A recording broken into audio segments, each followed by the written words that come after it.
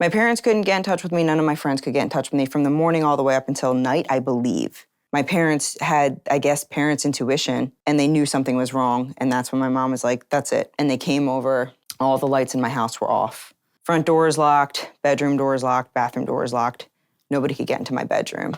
My dad was like 2 seconds away from kicking down the door, and they're calling for me, and they're calling for me, and I'm not responding. They picked the lock. They found me in my bed. My dad was just like standing at the foot of my bed, just shouting my name, like, Trina, Trina, wake up, and I wasn't waking up.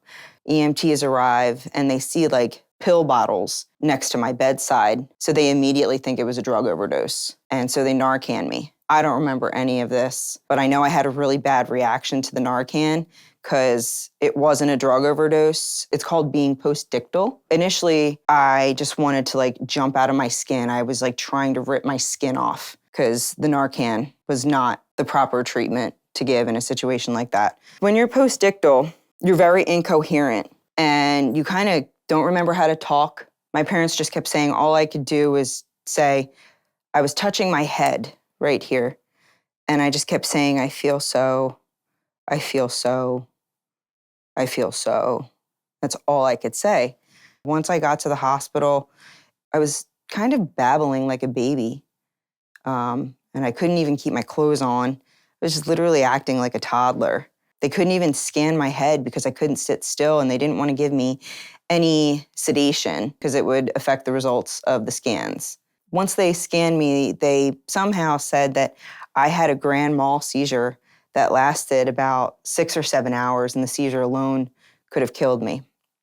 Now, grand mal seizure is also known as a tonic-clonic seizure, which is one of the worst types of seizures you can have. They saw something light up. That's when they were like, this is good enough information, but my mom was like, no, we want more. The plan was to do an MRI, but I couldn't sit still long enough. So she was like, whatever you have to do, you're getting her in that MRI machine. So finally got the MRI, and that's when they saw a mass on my left frontal lobe of my brain. That's when they had to start discussing plans with my parents and what it could have possibly have been. I guess once they found out about the MRI results, they had suggested that they needed to do a biopsy of my brain. When my brain surgeon cut into my brain, he saw some abnormal tissue, and they biopsied it, and they took out everything that they possibly could because it was gray matter. So a normal brain has pink matter. Your brain should be pink. When the pathology results came back, it turned out it was stage 2 astrocytoma. And I think it was about 5.4 centimeters, which is a pretty large sized tumor. And they said it could have been growing for well over 10 years. Once I got the news that I had brain cancer, I was just kind of like, okay, I have brain cancer, what do I do?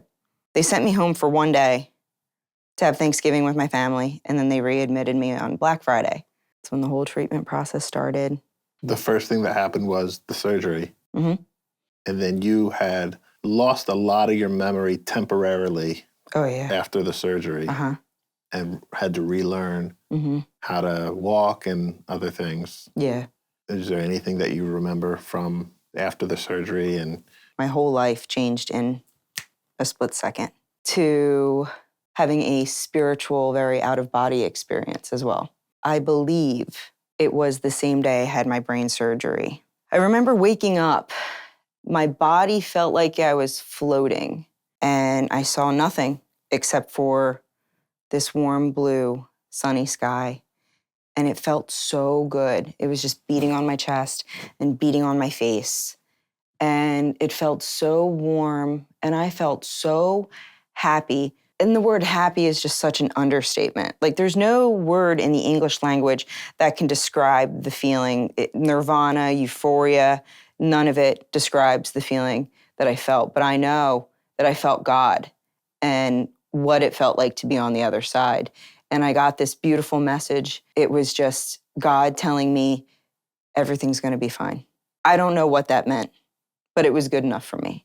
I vaguely remember waking up in my ICU bed that night, and my nurse, it's the only nurse that I remember throughout that whole visit for some reason, she gave me this purple rose, and I was just laying in bed with it under my nose, just smelling it and sobbing, and I could not stop crying. it was just because why am I here? I don't belong here right now. I knew that I felt like I was in hell. And I know a lot of it comes from, like my brain was so manipulated during surgery, but I know that experience I had was real. And it really, really woke me up. And that whole spiritual experience really helped me kind of get back to my spirituality, because my faith was very, very weakened at this point in my life. God was like that missing piece. And I got that message and I turned my life around at that point. Everything has changed in my life since that experience. Don't take advantage of anything, because you just don't know what tomorrow is going to bring. Your whole life can change in a second. We take everything for granted. We wake up in the morning and, you should be thankful for the air that you're breathing when you wake up. You should be thankful for the sleep that you got the night before. You should be thankful for everything that you have in life. Because when you're given such devastating news, your whole world comes crashing down. You've been such an independent person for pretty much all of your life. Was it a challenge to kind of rely on a lot of people, depend on them?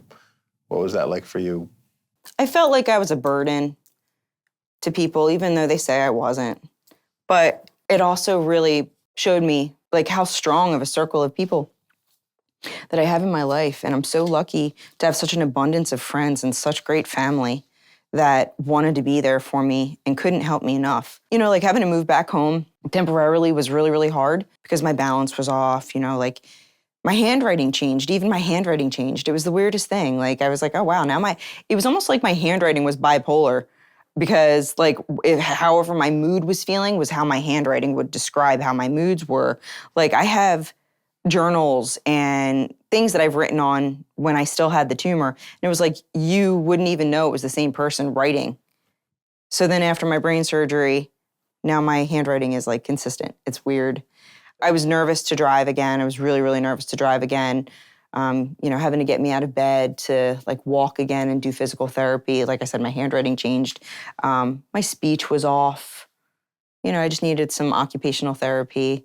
It was a lot. But once I got to almost 3 months, I said, all right, like I feel like I should really try like getting back to work. I just like tiptoed back into work. But I did start radiation, and I was actually working while I was still receiving radiation in my brain.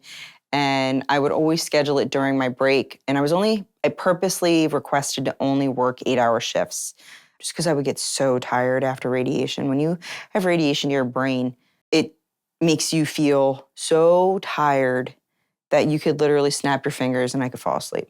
The radiation was the worst part for me because I started like really losing my hair. I cried a lot throughout that process when I was losing my hair, because as a woman, your hair is such a big part of your womanhood. The more that was falling out, the more sad I was becoming. And I'll never forget, I was over one of my girlfriend's houses during that process of my radiation, because I had to do 28 rounds.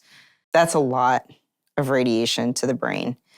I just had this one piece of hair left, and I just couldn't let it go. And I just remember her handing me a pair of scissors and said, just go to the bathroom and cut it. And I was like, okay. So I went to the bathroom and I had the hair up and the scissors to it, and I just couldn't do it. I was like, it's gonna just fall out by the morning. And it did. And then I didn't have hair anymore, and that really, really sucked. And then after I finished chemotherapy, they gave me off. They gave me like a break for 1 month. And then they started me on chemo.